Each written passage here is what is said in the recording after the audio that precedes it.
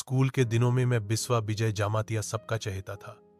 दोस्तियां भी थीं और कई लड़कियां दिलचस्पी लेती थीं, पर मेरा दिल सिर्फ एक पर आया, अनामिका। हम दोनों की जोड़ी एकदम परफेक्ट थी, लेकिन फिर आया वो नकली हीरो कुर्ता जॉनी सिंह। हाँ, वही जॉनी सिंह, अनामिका का पुराना EX जो उसे छोड़ चुका था। फिर अचानक वापस आया, झूठी बातें की और अनामिका को बदल डाला। मेरा सच्चा प्यार हार गया। अनामिका ने मुझे उसकी बहन से मिलवाया, शायद गिल्ट में। मुझे लगा नया मौका मिला है, फिर से दिल दिया और फिर से धोखा मिला।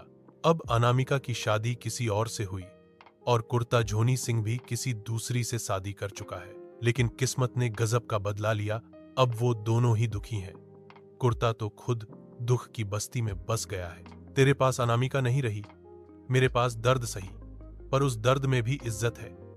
तू नकली जीता, मैं सच्चा हार गया, लेकिन खुददारी से।